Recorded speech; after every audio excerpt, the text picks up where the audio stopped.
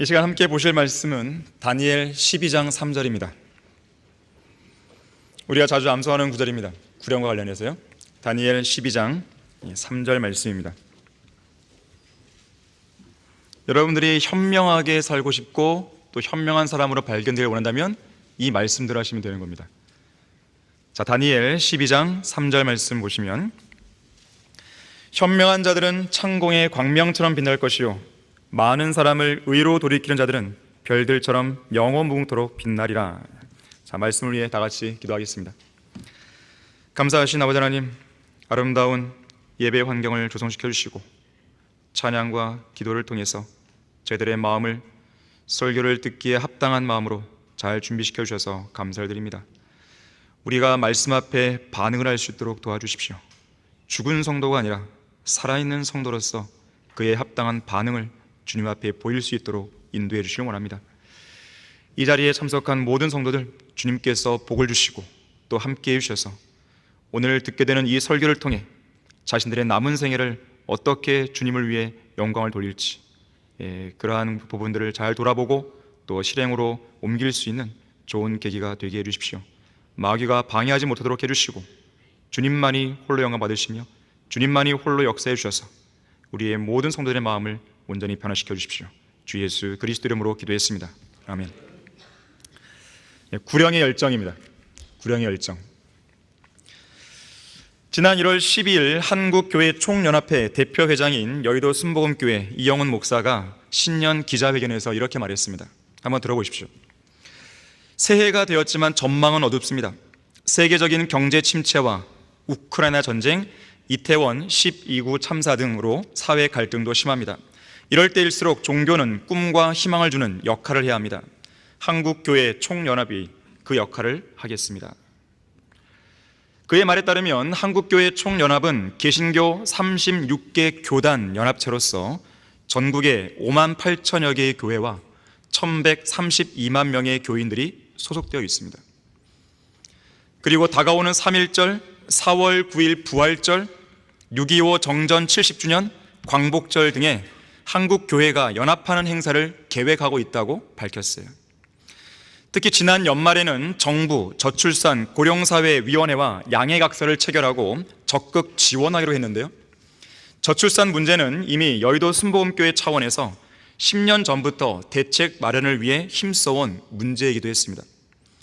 그래서 여의도 순복음교회는 교인들이 자녀들을 출산할 경우에 장려금으로 첫째는 100만 원을 지급하고 둘째부터 넷째까지는 차례대로 200만 원, 500만 원, 1000만 원씩 지원하고 있습니다.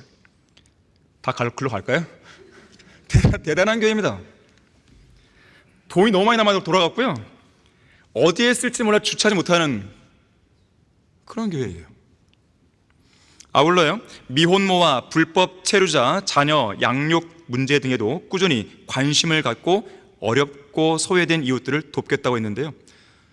그러면서 이영원 목사는 아까 그 장려금 제도를 시행한 후에요, 영유아반 인원이 3배로 늘었다고 그래요. 돈 주는데 왜 안 오겠어요? 또한 한국교회 총연합은 작년에 울진 산불로 집을 잃은 주민들에게 54채의 주택을 지어서 선물하는 사랑의 집짓기 캠페인을 벌였습니다. 이태원 12구 참사와 같은 사회적인 재난으로 정신적 고통을 받는 이들을 돕기 위한 트라우마 센터를 지속적으로 운영할 수 있도록 지원하겠다고도 밝혔어요. 그런가 하면 이영훈 목사는 동성 연애자들을 보호하기 위한 법안인 포괄적 차별금지법 제정에 대해서는 반대 입장을 밝혔어요. 그건 잘한 거죠. 문제는 그가 반대한 이유였습니다. 이렇게 말합니다. 인권과 관련해서는 이미 23개의 법률로 차별을 금지하고 있어서 현재의 법으로도 충분합니다. 성소수자를 보호하기 위해 새로운 법을 만든다면 그것은 과잉 입법이 되는 것이고 다수가 역차별을 받게 되는 부작용이 우려됩니다. 타당한 이유인가요? 목사가 할 말인가요? 동성연애가 죄이기 때문에 반대한다고 왜 못하죠, 말을? 그저 과잉 입법이라서? 다수가 역차별을 받게 되는 부작용이 우려되어서 반대한다고요? 그는 목사가 아니고 정치인이나 어디 시민단체장에 더 가까운 사람이죠. 성경적인 진리를 담대하게 외치지 못할 바에야 설교 강단에서 내려오는 게 낫죠. 죄를 죄라고 지적하지 못할 바에야 목사 직분을 당장에 내려오는 게 낫죠. 자, 이상의 내용들이요, 이 나라에서 가장 큰 교회의 목사라는 자가 5만 개 이상의 교회들과 함께 올 한 해 동안 추진하기로 결심했다는 신년 계획입니다. 과연 이런 것들이 교회이겠으며 이런 자들이 하나님께 세우신 목사이겠습니까? 교회가 무엇입니까? 일반 조직체에 속한 회원들의 권익을 도모하고 상호 교류를 장려하는 사회단체입니까? 육신의 정욕을 만족시키고 사업 파트너를 만나고 인맥을 넓혀가는 사교의 장입니까? 클라레스 라키는 이렇게 말했어요.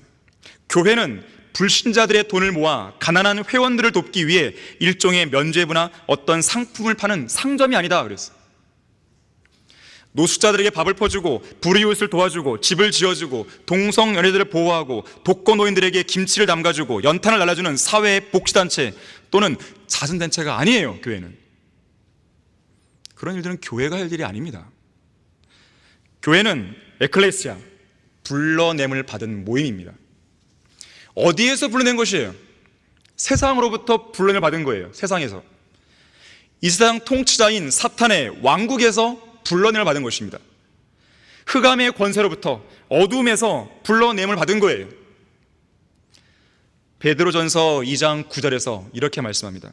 너희는 선택받은 세대요 왕같은 제사장이며 거룩한 민족이요 독특한 백성이니 이는 너희를 어둠에서 불러내어 그의 놀라운 빛으로 들어가게 하신 분의 덕을 너희로 선포하게 하려는 것이니라. 김장 담가줘라? 연탄 날라줘라? 독거노인을 도와줘라? 그렇게 하기 위해서 내가 너희를 불러냈다, 이렇게 안 했어요. 성경에서. 세상에서 불러내신 목적은 세상을 변화시키는 데 있는 게 아닙니다. 세상 자체를 변화시키기 위한 것이었다면 굳이 세상에서 불러낼 이유가 없죠. 그냥 세상이 있으면서 세상을 바꾸게 노력해라 이랬겠죠. 왜 세상에서 불러낼 받았겠습니까? 세상과 철저하게 분리된 상태에서 하나님의 특별한 보호하심과 인도하심을 받고 복음과 진리를 전해서 이 멸망해가는 이 세상에서 단 한 사람이라도 더 건져내라는 것이죠. 그것이 바로 하나님께서 우리를 교회로 불러내신 목적이에요. 그렇기 때문에 아프리카 난민촌에 가서 학교를 세워주고 죽을 끓여 먹게 해주는 것과 같은 그런 일들이 1차적으로 교회가 감당할 사역이 아니라는 것입니다. 불쌍한 사람 도와줄 수 있죠. 돈 줄 수 있죠. 교회 이름으로 하지 말라는 거예요. 한다 하더라도 복음을 전파하면서 하라는 것이죠. 왜 복음을 안 전하면서 그런 일들에만 매여 있냐 이거예요. 생각해 보십시오. 인간의 육신의 생명을 어떻게 우리가 연화시킵니까? 또 언제까지 그 일을 책임질 수 있죠? 언제까지 밥을 퍼줘야 되는 것이죠? 몇 끼의 죽으로 한 달, 아니 1년을 살 수 있게 해줬다고 생각해 보세요. 그럼 그 다음에 어떻게 하죠? 한 달 뒤에는? 또한 허기진 배를 채워줘야 할 사람들이 아프리카에만 있나요? 전 세계에는 수천만 명의 사람들이 허기진 배를 쥐어잡고 잠을 자는 사람들이 있어요. 그 다음날 아침에는 수백만 명의 사람들이 또 죽습니다. 그들 모두 어떻게 할 거예요? 진리병, 재난, 교통사고, 암, 에이즈, 코로나로 죽어가는 사람들이 부지기수입니다. 자, 언제까지 어디까지 약통과 붕대를 들고 다니면서 그들을 고쳐주냐 이거예요. 그런 일들은 하나님의 교회가 할 일이 아니에요. 그럼 누가 하는 것이죠? UN, 국가, 자선단체, 국경 없는 의사회, NGO, 그들이 할 일이죠. 그럼 교회는 뭐 하는 거예요? 복음을 전해야죠. 진리를 전파해야죠. 탈북자나 전쟁 난민, 전쟁 고아들 돌보면 되겠습니까? 돌보는 건 좋다 이거예요. 돌보더라도 복음을 전해야 되죠. 여러분, 조지 뮬러가 어떤 사람이었습니까? 조지 뮬러는 그냥 고아원만 운영한 줄 아십니까? 아니에요. 고아들을 데려다가 복음을 전해서 구원받게 했습니다. 그리고 그들을 데려놓고 말씀을 증거해서 성경으로 양육했어요. 고아들만 돌본 게 아니, 그냥 돌본 게 아니에요. 먹을 것만 준 게 아닙니다. 선택받은 세대요 왕같은 제사장이며 거룩한 민족이요 독특한 백성인 하나님의 교회는 어두운 흑암의 세상에서 불러냄을 받아 예수 그리스도의 놀라운 빛, 하나님의 나라로 들어가게 해주신 그 목적대로 살아야 됩니다. 그 목적이 무엇인가? 복음을 전하라는 거예요. 그렇게 해주신 분의 덕을 선포하라는 것입니다. 복음을 전하지 않는 교회는 교회가 아닙니다. 복음을 전하는 일이 있어서 누군가의 눈치를 보거나 누군가가 볼까 부끄러워하는 교회는 교회가 아니에요. 내가 그리스도의 복음을 부끄러워하지 않으노니 이는 이 복음이 믿는 모든 사람을 구원에 이르게 하는 하나님의 능력이 된다 그랬어요. 그리스도의 복음을 부끄러워하지 않는 거예요. 그리스도인들은요. 복음을 전파하고자 하는 구령의 열정을 가져야 됩니다. 구령의 열정이 없는 성도는 잠들어 있는 성도입니다. 구령의 열매가 없는 교회는 아무런 능력도 없는 죽어버린 교회예요. 구령은 사람들을 교회로 데리고 오는 것, 그게 구령이 아니에요. 오늘날 교회들은 그것을 전도라고 얘기해요. 그것을 구령이라고 얘기해요. 구령이라는 용어도 잘 모르죠. 전도가 뭐예요? 전도, 도를 전하는 거예요. 뭐 도를 아십니까? 이게 아니죠. 그 도가 뭐예요? 길이죠. 길이 누구예요? 예수님이시죠. 길이요 진리요 생명이신 예수 그리스도, 그분의 복음을 전해야지만 그게 전도예요. 그냥 사람을 데리고 와서 교회를 채우는 것, 그게 전도가 아닙니다. 착각하면 안 돼요. 복음을 전했을 때 그게 전도예요. 그게. 그리고 복음을 전해서 그 사람을 구원받게 했을 때 그게 구령이죠. 혼을 이겨오는 일. 자, 구령은 이 세상에서 우리가 할 수 있는 가장 위대한 일입니다. 자, 첫 번째로 그것은 생명을 구하는 일이기 때문에 그래요. 생명을 구하는 일이에요. 우리 다 같이 잠언 24장 11절 12절 보겠습니다. 잠언 24장 11절 12절 말씀 보시면, 이 말씀은 오늘날 구령하기를 게을리하는 그러한 사람들을 향한 경고입니다. 잠언 24장 11절 12절 보시면, 만일 죽음으로 끌려가는 자들과 살해될 자들을 구해주는 것을 삼가고 말하기를, 보라 우리가 그것을 알지 못하였다 할지라도 마음을 감찰하시는 분이 어찌 주시하지 못하시겠으며 내 혼을 지키시는 분이 어찌 그것을 알지 못하시겠느냐. 그분께서 각자의 행위에 따라 보응하지 않으시겠느냐. 자, 구령, 소울 위닝이에요. 혼을 이겨오는 일이에요. 죽음으로 끌려가는 자들의 혼을 이겨오는 일입니다. 죽음을 두려워하여 평생을 노예로 속박되어 있는 그런 죄인들, 그들의 혼, 죄의 노예로, 죽음의 노예로, 사탄의 노예가 되어서 지옥으로 끌려가는 자들의 그 혼을 이겨오는 일이 바로 구령입니다. 둘째 사망인 불못으로 끌려가는 자들의 혼을 이겨오는 일, 그것이 구령이에요. 그들을 건져내야 됩니다. 밥을 퍼줘서는 못 건져내죠. 김치를 담가서는 못 건져내죠. 그들을 한 끼, 하루 정도의 배는 해결할 수 있어요. 하지만 그들을 지옥에서 못 건져냅니다. 우리 찬송가 영광을 주께 475장에는 이렇게 노래하죠. 물 건너 생명줄 던져라. 누가 저 죄인을 구원하랴. 멸망 중에 빠진 죄인이니 이 생명줄을 누가 던지려나. 너 빨리 생명줄 던져라. 형제여 왜 지체하고 있나. 보아라 죄인들 떠나간다. 이 구조선 타고서 속히 가세. 시급히 생명줄 던져라. 극심한 고난을 당하고 있구나. 사망의 바다와 세상 물결, 저 캄캄한 곳으로 우리가 가겠네. 이 세상 풍파는 쉬 지나고 건너편 언덕에 이르리니 형제여 왜 지체하느냐. 이 생명줄 던져서 구원하게. 생명줄 던져, 생명줄 던져. 물속에 빠져간다. 지금 곧 던지어라. 이 찬송가는 1888년 미국의 침례교 목사 에드워드 어포드가 작사 작곡한 곡입니다. 이 목사는 보스턴 부근의 작은 마을 웨스트우드에 있는 교회에서 사역했던 적이 있는데요, 그때가 1886년이었어요.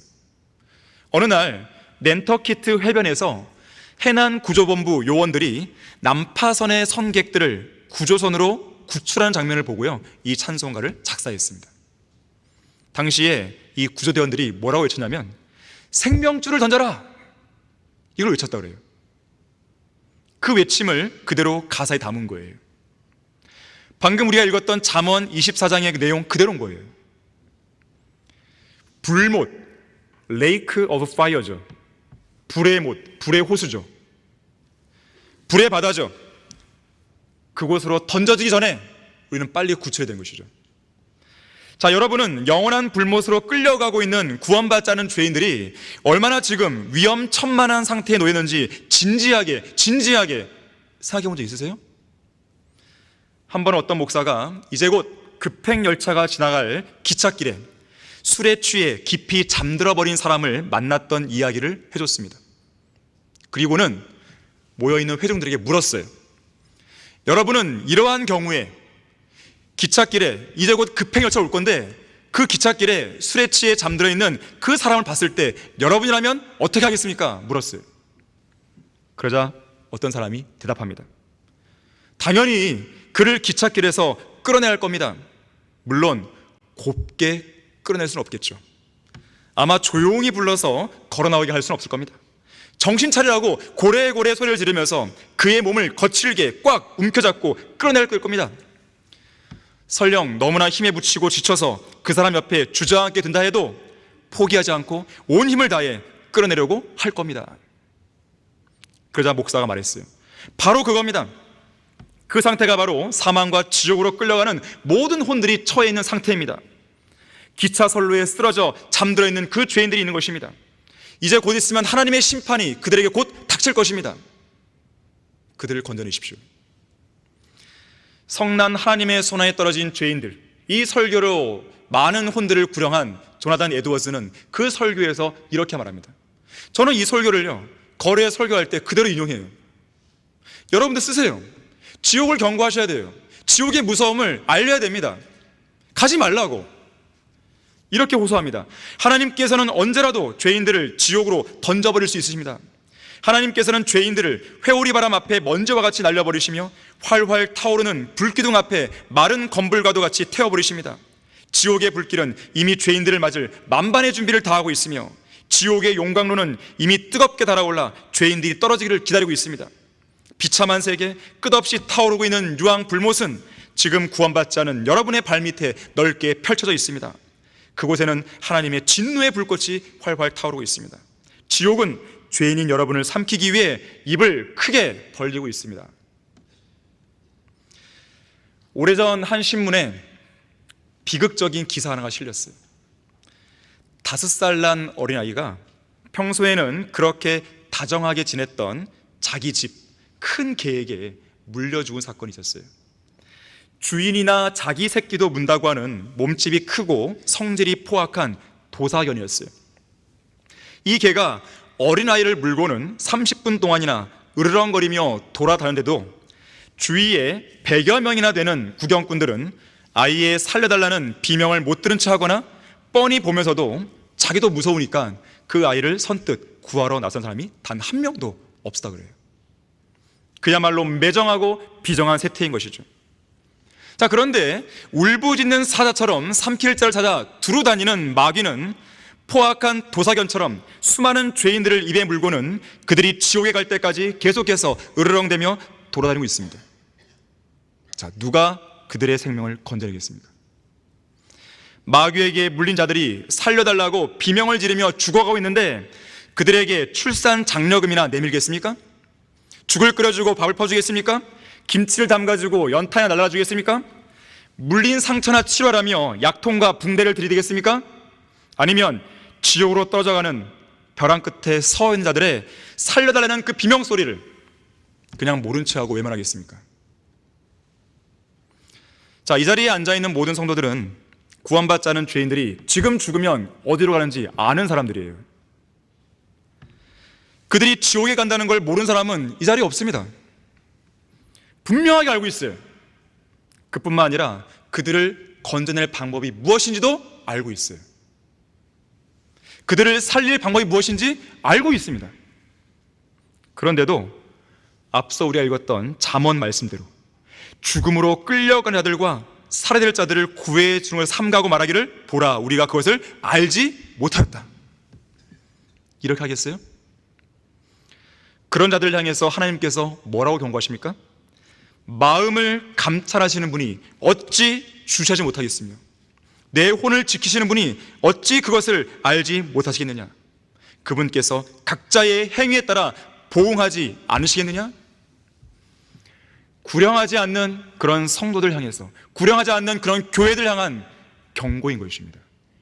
너가 몰랐다고? 내가 너 마음을 아는데? 구령의 열정도 없고 복음 전파에 관심조차 없는 비정한 그리스도인들은 마치 죄인들이 지옥에 가지 않을 것처럼 그렇게 살고 있어요. 긴박감이 없는 것이죠. 세상이 알지 못하는 그 진리, 구원의 복음을 알고 있음에도 불구하고 이 시대의 매정한 그리스도인들 대부분은 세상과 잘 지내기 위해서 괜히 복음을 꺼냈다가 어색해질까 봐, 그게 싫어서 그러한 진리를 모르는 사람처럼 비겁하게 살아가고 있는 것이죠. 자, 죽음으로 끌려가는 그 죄인들이, 오늘 저녁까지도 함께 식사를 했던 그 죄인들이 내일 아침에도 살아있을 거란 보장이 있겠습니까? 장담하세요? 지금 당장 생명줄을 던져야 되는 것이죠.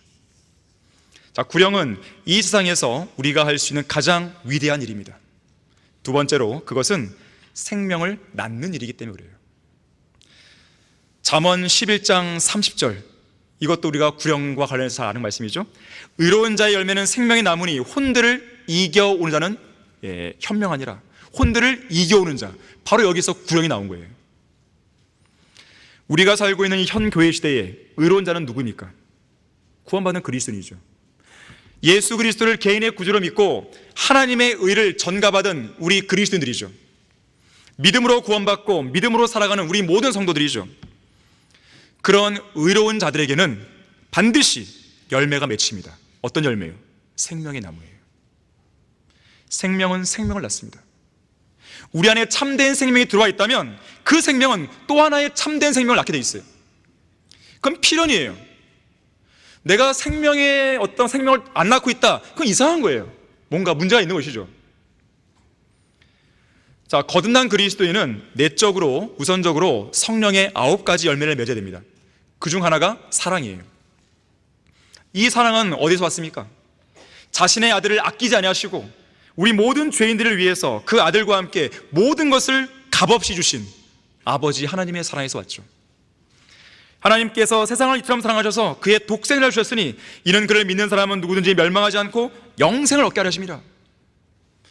우리를 향한 하나님의 사랑이 이렇게 나타났으니 곧 하나님께서 그의 독생자를 세상에 보내신 것은 우리로 그를 통하여 살게 하려 하심이라. 여기에 사랑이 있으니 우리가 하나님을 사랑한 것이 아니요 그분이 우리를 사랑하시고 그의 아들을 우리 죄들을 위하여 화목제물로 보내신 것이라. 사랑이에요. 사랑은 주는 겁니다. 무언가를 내어주지 않고서는 사랑이 완성될 수 없어요. 아버지 하나님께서는 그분의 독생자를 내어주셨고 독생자이신 예수님은 그분의 몸을 내어주셨죠. 그렇게 내어주신 예수 그리스도의 사랑은 지금 이 시간 우리의 마음을 강권하고 있는 거예요. 강권하시는 그리스도의 사랑이죠. 강권하시는 그리스도의 사랑은 우리 그리스도들로 하여금 죄인들에게 복음을 전파하도록 길거리로, 공원으로, 기차역으로, 도시 근교로, 산간 마을로, 농어촌 마을로, 지방으로, 읍내 구석구석으로, 전 세계 오지로 몰아가는 것이에요. 이건 단순한 의무감으로 하는 게 아닙니다. 의무감을 넘어서는 것이죠. 계속해서 밖으로 나가 눈물로 복음의 씨앗을 뿌리도록 강권하는 거예요. 눈물로 씨를 뿌리는 자들은 기쁨으로 거두리로다. 귀한 씨를 가지고 나가서 우는 자는 정녕 기쁨으로 그의 단들을 가지고 돌아오리로다. 구령의 열정은 바로 이 강권하시는 그리스도의 사랑에서 나오고 있습니다. 자, 그래서 어떤 성도가 구령의 열정이 없다는 것은 이런 거예요. 그의 마음을 강권하시는 그리스도의 사랑을 고의로 무시했거나 무참히 짓밟고 묵살해버렸기 때문에 그런 것입니다. 분명히 여러분의 마음속에는 그리스도의 사랑이 강권하면서 너 저 사람 보이지? 저 사람에게 복음을 전하러 가. 지금 가야 돼. 지금 가야 돼. 계속 묵살하고 무시하는 거죠. 결국 열정이 사로되는 것입니다. 한편 강권하시는 그리스도의 사랑을 통해 전파된 복음은 또 다른 그리스도인들을 만들어냅니다.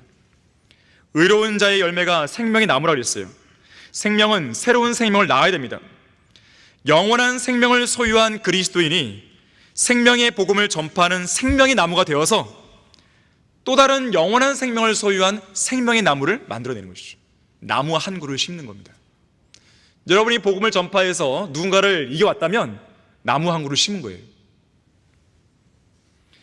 조날 라이스 목사는 구령하지 않는 죄에 대해서 7가지 죄로 정의를 내렸어요.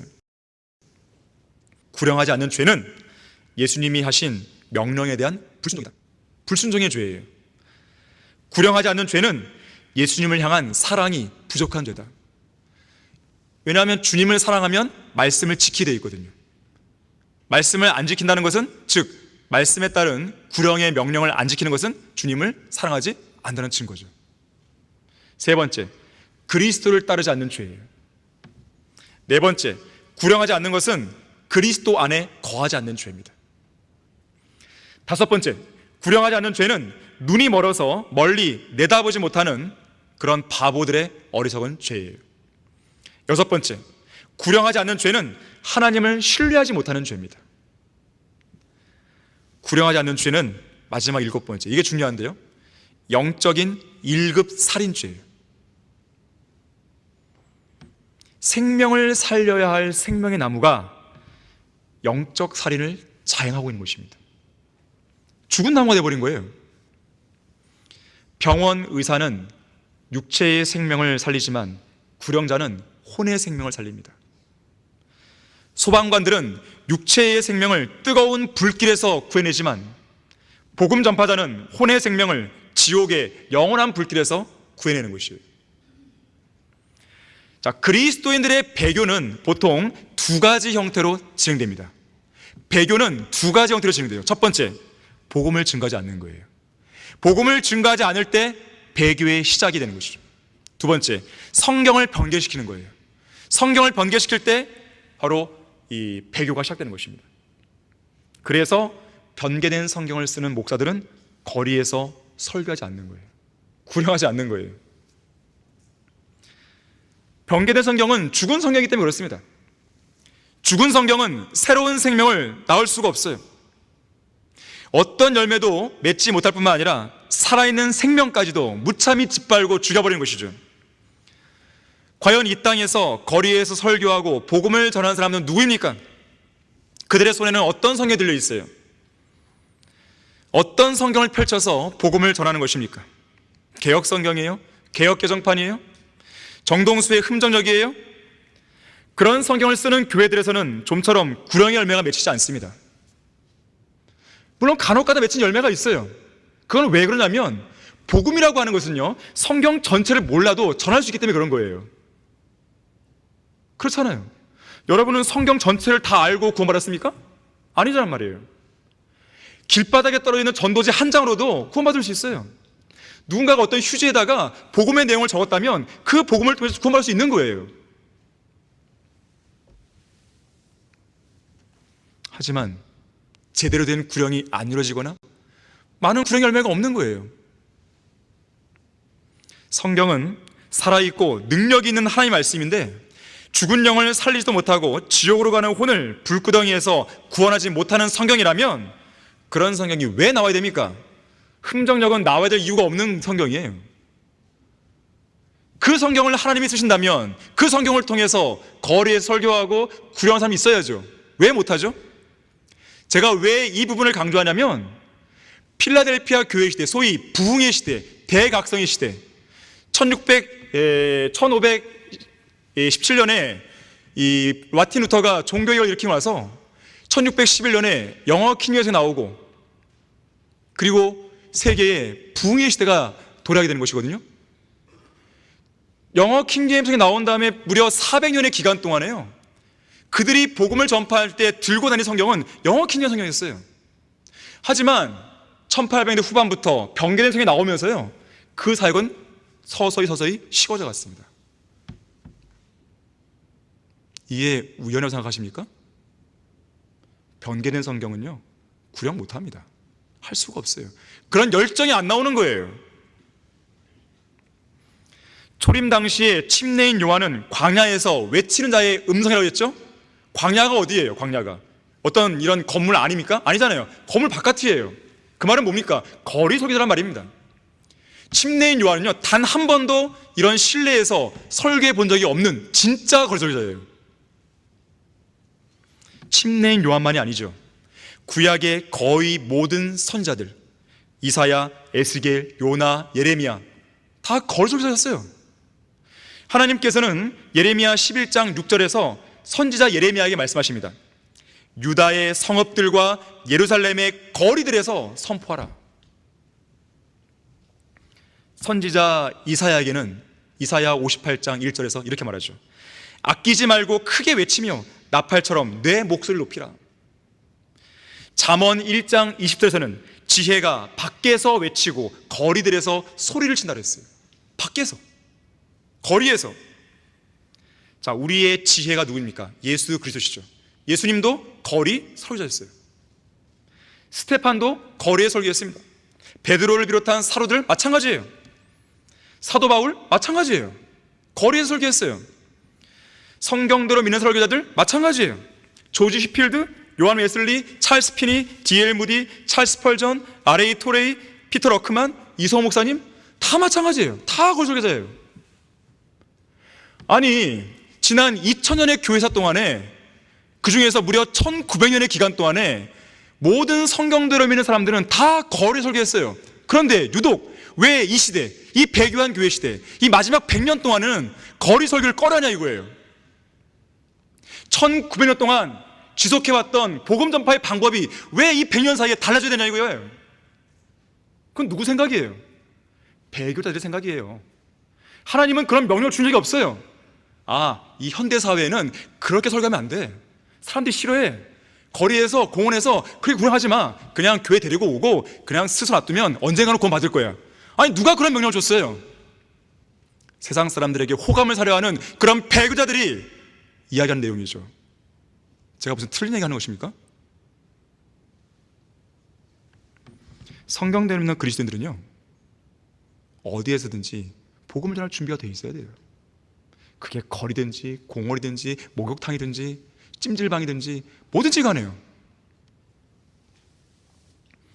자, 이 자리에 앉아서 영과 진리로 경배를 드리는 모든 성도들은 모두 다 구원받은 사람이라고 저는 확신합니다. 또한 지금 이 시간 예수님께서 저 공주로 오실 때 자신의 이름을 부르는 주님의 음성을 듣고 곧바로 하늘로 끌려 올라갈 거라는 그런 확신이 있을 거라고 저는 생각합니다.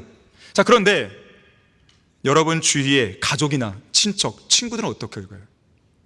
그들도 준비되어 있습니까? 아직 그들이 준비되지 않았다면 어떻게 하실 거예요? 언제까지 여러분들은 그들을 방치할 것입니까? 하나님께서는 그렇게 아니라고 이 해이한 삶을 사는 그런 성도를 향해서 선지자 에스겔을 통해 이렇게 책망합니다. 너희는 성벽이 무너진 곳에 올라가지도 아니하였으며 주의 날에 전쟁에 대비하려고 이스라엘 집을 위하여 장벽을 만들지도 아니하였도다. 내가 그들 가운데서 한 사람을 찾으려 했으니 그 사람은 장벽을 쌓아 그 땅을 위하여 내 앞에서 갈라진 틈에 서서 나로 그 성읍을 멸하지 못하게 할 사람이라. 그러나 나는 아무도 찾지 못했노라. 이러한 하나님의 말씀이 이 시대에도 적용된다면, 특히 그것이 성경대로 믿는 교회 안에 적용된다면 그 교회는 이미 끝나버린 거예요. 곳곳이 무너져 있습니다. 곳곳이 갈라져 있어요. 하나님과 죄인들 사이에 그 틈이 너무 많이 벌어져 있는 것이죠. 그 틈 사이에서 그 죄인들을 위해 중보기도 하고 그 죄인들에게 복음을 전할 사람을 주님은 찾고 계신 거죠. 하나님을 만날 준비가 되어 있지 않은 그들이 하나님의 분노와 진노 속에 멸망한다면, 지옥 간다면 그건 누구 책임이에요? 물론 그들의 책임이죠. 예수님 믿지 않은 그들의 책임이죠. 하지만 하나님께서는 그들에게 복음을 전하지 않은 여러분들에게도 책임을 물으실 것이에요. 찰스 피니는 잃어버린 혼들을 위해서 하나님께 간구할 때 다른 할 말은 없고 안타까움에 고통스러워 울 뿐이다 그랬어요. 인도의 선교사 윌리엄 캐리는 하나님으로부터 위대한 일을 기대하고 하나님을 위해 위대한 일을 시도하라 했죠. 그 위대한 일이 뭐예요? 복음을 전하는 것이었어요. 생명의 나무를 맺는 일이었습니다. 마틴 루터가 내일 지구의 종말이 올지라도 오늘 사과나무를 심겠다 그랬죠. 스피노자로 사람들을 알고 있는데 그건 오해예요. 이것은 마틴 루터의 일기장에 나오는 내용입니다. 그것처럼 우리 구원받은 의로운 성도들은 내일 지구의 종말이 올지라도 오늘 생명의 나무를 심겠다고 얘기해야 돼요. 그리고 실행으로 옮겨야 되는 것입니다. 자, 구령은 이 세상에서 우리가 할 수 있는 가장 위대한 일입니다. 세 번째로 그것은 지상 명령이기 때문에 그래요. 지상이 뭡니까? 땅 위라는 뜻이 아니에요. 더할 수 없이 가장 높은 거예요. 최상의 명령이란 거예요. 이 땅에서 우리가 할 수 있는 최상의 명령, 지상 명령을 주님께서 우리에게 주신 겁니다. 자, 이러한 지상 명령은 마태복음 28장 그리고 사도행전 1장에 잘 나와 있죠. 그 후에 예수께서 그들에게 오셔서 일러 말씀하시기를 하늘과 땅에 있는 모든 권세를 나에게 주셨도다. 그러므로 너희는 가서 모든 민족들을 가르치고 아버지와 아들과 성령의 이름으로 침례를 주며 내가 너희에게 명령한 모든 것을 가르쳐 지키게 하라.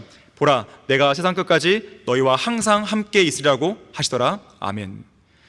그러나 성령께서 너희에게 임하시면 너희가 능력을 받으리니 그러면 예루살렘과 온 유대와 사마리아와 땅끝까지 이르러 내게 증인이 되리라고 하시니라. 앞에 구절은 마태복음 28장 18절부터 20절이고 뒤에는 사도행전 1장 8절입니다. 지상 명령이에요. 자, 명령을 받은 사람의 입장에서 보면요, 그거는 의무가 됩니다. 명령은 우리에게는 의무가 되는 거예요. 이것은 해도 되고 안 해도 되는 선택사항이 아닙니다. 그래서 구령은 모든 성도들의 의무예요. 자, 우리 다 같이 고린도전서 9장 16절부터 18절까지 찾아보겠습니다. 자, 고린도전서 9장 16절에서 18절까지를 보겠습니다.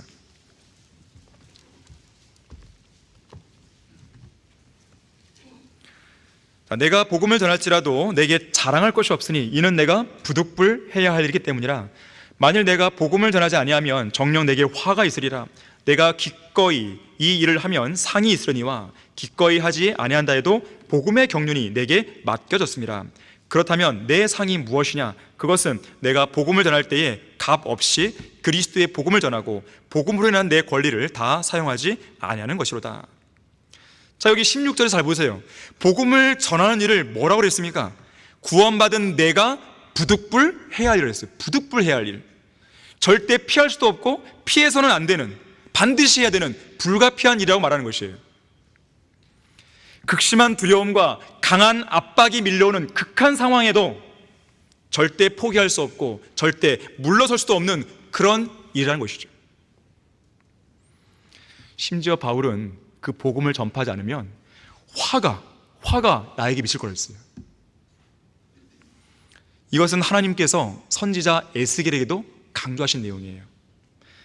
에스겔 3장 18절에서 이렇게 말씀합니다.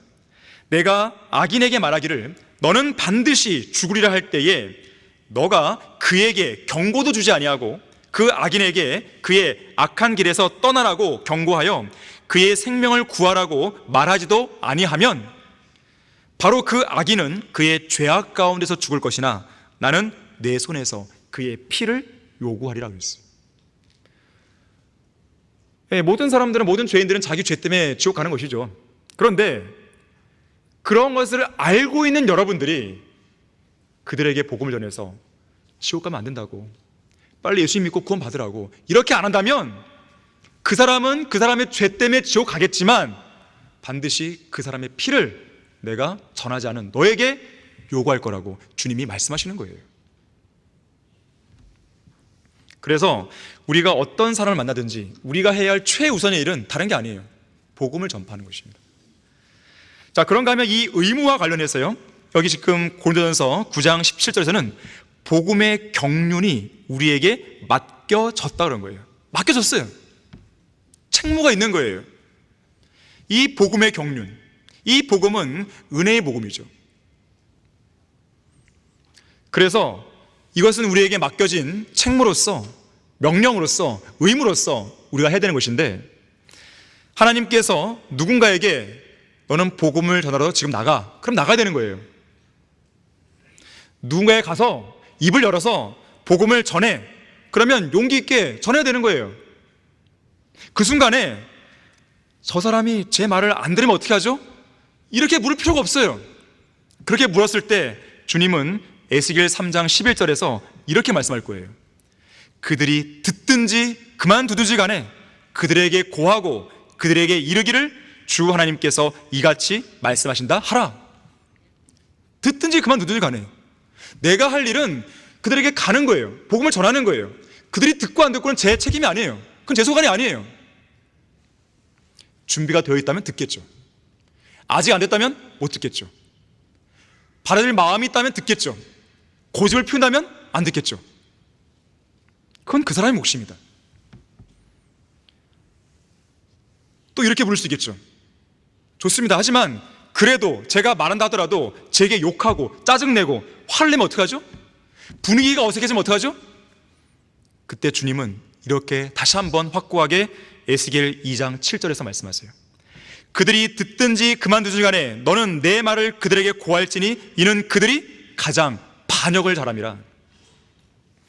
가장 반역을 잘하는 죄인들의 그런 반응은 지극히 당연하다는 것이에요.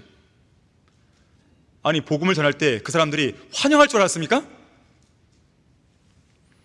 여러분이 거리에 설교하고 구령하면 막 사람들이 좋아합니까? 막 같이 밥 먹으러 가자고 막 그런가요? 그래도 음료수 준 사람 있죠. 하나님께서 보내신 손길이에요. 자, 미국에서 일어난 부흥과 대각성의 시대조차도요, 복음을 전파하는 설교자와 구령자를 환영하지 않았어요. 환영한다면 마귀가 죽은 거죠. 자, 그래서 우리는 기왕에 해야 될 이 거룩한 의무, 이 지상 명령에 기쁘게 순종하고 동참해야 돼요.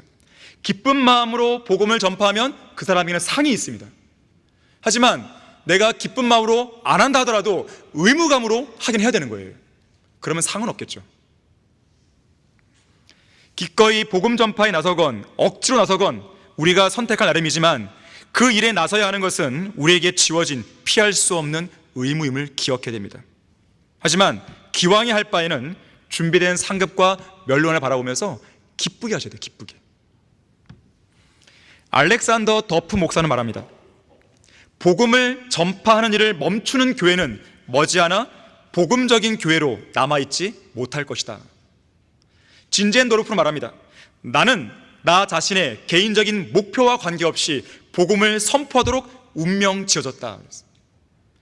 요한 웨슬리는 말합니다. 전 세계 어느 곳이든지 예수 그리스도의 구원의 복음을 듣기 원하는 사람에게 복음을 전파하는 일은 참으로 훌륭한 일이다. 나는 이것을 나의 고귀한 의무로 생각한다. 챔버 목사는 말합니다. 천사는 복음을 전할 수 없다. 오직 바울이나 당신이나 나만이 복음을 전할 수 있다. 스코트 목사는 말합니다. 교회에게 명령이 떨어졌다. 복음을 전파하는 일에 지체하는 것은 명백한 불순종이다. 복음 전도자 윌버 체프만이 말합니다. 교회는 사람들의 관심을 끌기 위한 전략들이나 프로그램 따위가 필요 없다. 교회 안에 정말로 필요한 것은 성경의 진리를 가르치고 열정적으로 복음을 전파하며 성경을 통해 배운 진리의 말씀대로 실제로 실행하며 사는 것이다. 그랬어요. 오늘날 세상 교회들 보세요. 온갖 종교 행사 프로그램들이 가사 있습니다. 아니, 광복절 행사를 뭐하러 해요? 3.1절 행사를 왜 해요? 교회가 왜 신경 쓰는 거예요? 답답하지 않습니까? 오스왈드 스미스가 말합니다. 우리는 수많은 교회 활동으로 지칠 정도로 일하지만 정작 교회의 진정한 과제인 복음을 전파하고 잃어버린 혼들을 이겨오는 일은 거의 무시하고 있지 않은가? 3.1절 행사하기 전에 3.1절 날 어딘가로 가서 복음을 전하러 가든지, 이것이 바로 세상에 있으나마나한 교회들의 현주소예요. 결론적으로요, 지난 금요일 킹제임스 성경신학교 봄학기 개강 예배 설교에서 말했어요. 많은 사람들과 많은 교회들이요, 우리를 비꼬면서 자주 묻는 질문이 있어요. 왜 너희들만 옳다 그래? 왜 너희 교회들만 옳다 그래? 저는 그런 어리석고 유치한 질문한 사람들에게요, 이렇게 되묻고 싶어요. 그러면 당신이 다니는 교회는 뭐가 옳죠? 무슨 옳은 일을 행하고 있죠? 당신네 교회는 어떤 옳은 일을 하기에 옳은 교회라고 말할 수 있죠? 그들은 이 질문에 답할 수 있어야 돼요. 그들에게 진심으로 묻겠어요. 제가 그래서 이 설교를 했을 때도 다음 월간지에 써야겠다 그랬어요. 세상 교회들 향해서 묻는 100가지 질문이에요. 그 100가지 중에 몇 개도 안 되는 질문을 제가 하는 거예요.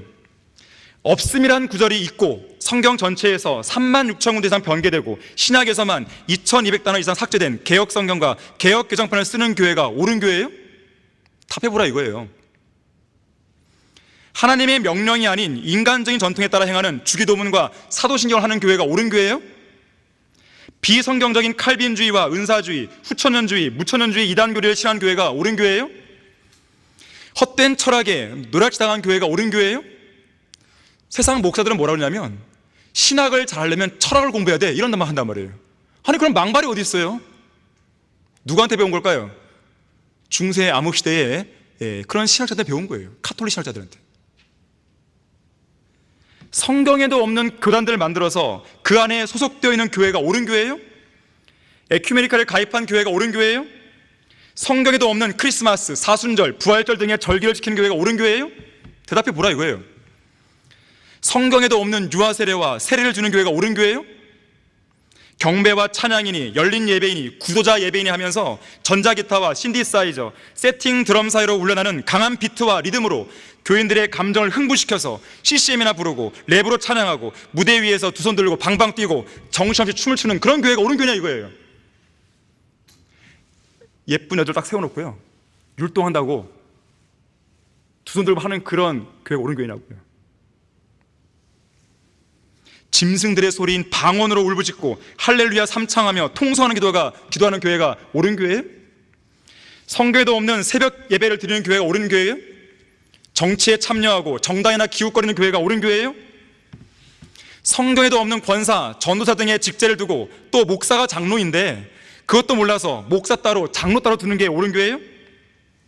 각종 명목으로 교인들의 돈을 갈취하기 위해서 헌금 봉투만 질비해 있는 교회가 옳은 교회입니까? 전도지 한 장 제대로 만들지 못하는 교회가 옳은 교회예요? 예수 그리스도의 재림을 기다리지 않는 교회가 옳은 교회예요? 세상 사람들의 호감이나 사려하고 거리에서 복음을 설교하지 않고 구령하지도 않는 교회가 옳은 교회예요? 사람들은 구령과 전도를 뭐라 하냐면 거리에 나와서 통기타 메고 통기타 치면서 CCM 불러대면서 당신은 사랑받기 위해 태어난 사람 이 노래나 부르면서 화장지 나눠주고 커피 끓여주고 이것을 전도라고 생각하는 거예요. 답답하죠.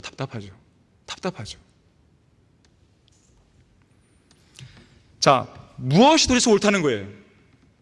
그 질문을 하려면 무엇이 옳은지 알고 따지려면 따져야 되죠.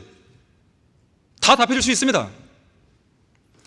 왜 너희들만 옳다고 하느냐? 왜 너희 교회만 옳다고 하느냐? 따지기 전에 어떤 교회가 옳은 교회인지 성경으로 확인하고 그 답을 가지고 와서 따지라는 것이죠. 그게 맞지 않아요? 자신이 얼마나 무지한지를 모르면 쓸데없는 자부심과 교만으로요 이런저런 질문만 던지는 거예요. 마치 자기가 많이 아는 것처럼. 자신의 무지를 그런 시답지 않은 질문으로 비겁하게 숨기려 해서는 안 됩니다. 당당하다면 옳은 게 무엇인지 알고 오라는 거예요. 얼마든지 상대해 줄 수 있으니까. 윌리엄 패틀러 목사가 말했습니다. 교회의 존재 가치가 정당화될 수 있는 길은 교회가 복음 전파라고 하는 선교의 책임을 이룩할 때 가능하다고 그랬어요. 그 교회의 존재 가치, 그 교회가 옳은 교회라면 길거리에서 공원에서 학교에서 어디든지 복음을 전할 때 그 교회가 옳다고 말할 수 있는 거예요. 복음을 전하지 않는 교회는 이 땅에 존립할 가치가 없습니다. 왜 이 땅에, 이 좁은 땅에 8만 개의 교회나 있어야 될 필요가 뭐가 있어요? 왜 있는 거예요? 자기 교단 교회를 확장시키기 위해서 그런 것이죠.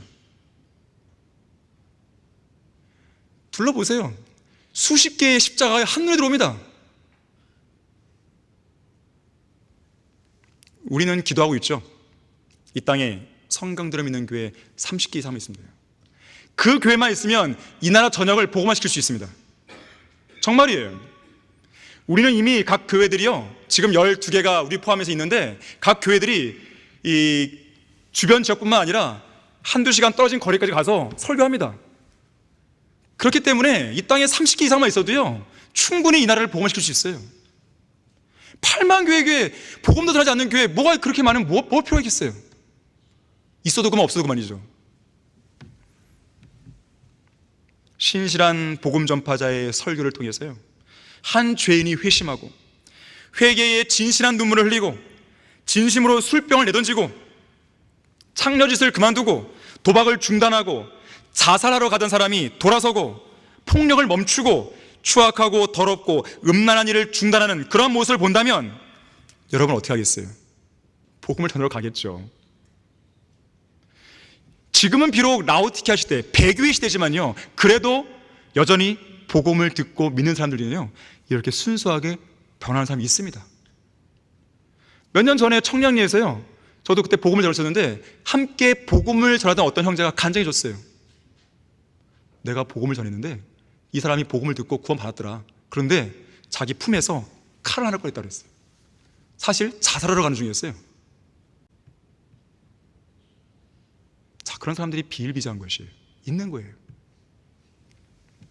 자, 신실한 불행자를 위해서는 자랑의 면류관이 마련되어 있어요. 그리스도의 심판석에서 자기만 그 면류관을 못 받는 일이 생겨서 되겠습니까? 지금 이 땅에서 다른 사람 눈치가 보이고 부끄러워서 복음을 전파하지 못하는 사람들이 기억할 것은 뭐냐면, 그리스도의 심판석에서 어떤 상금이나 면류관을 받지 못하는 그 일이 훨씬 더 부끄러운 일이라는 거예요. 창피하죠. 사람이 온 세상을 얻고도 자신의 혼을 잃는다면 무슨 유익이 있겠냐 그랬어요. 하나의 혼은 세상과도 바꿀 수 없을 만큼 그 가치는 대단한 것입니다. 그래서 우리가 구령하는 일에 동참하는 것은 참으로 위대한 일이에요. 그리스도인은 지옥을 향해 질주하는 혼들을 항상 염두에 두고 있어야 됩니다. 그들 향한 강한 연민을 가질 수 있도록 하나님께 기도해야 돼요. 구령의 열정이 없다면 열정을 달라고 기도하세요. 간절히 매달리세요. 자, 여러분 모두가 구령의 열정을 가진 신실한 구령자 되기를 바라겠습니다. 자, 기도하겠습니다. 감사하신 아버지 하나님, 구령은 너무나 중요한 일입니다. 이것은 한 혼의 영원한 생명에 달린 문제입니다. 이건 밥 먹고 사는 문제를 능가하는 것입니다. 이 땅에서 살고 죽는 것을 넘어서는 것입니다. 혹시라도 우리가 그러한 중요한 사역을 놓치고 있었거나 소홀히 했거나 단순한 의무감만으로 했다면 오늘 이 시간을 통해서 다시 마음을 바꿀 수 있도록 도와주십시오. 이 자리에 앉아있는 모든 성도들에게 구령의 열정을 주십시오. 신실한 구령자 될 수 있도록 주님께서 역사해 주십시오. 주 예수 그리스도 이름으로 기도했습니다. 아멘.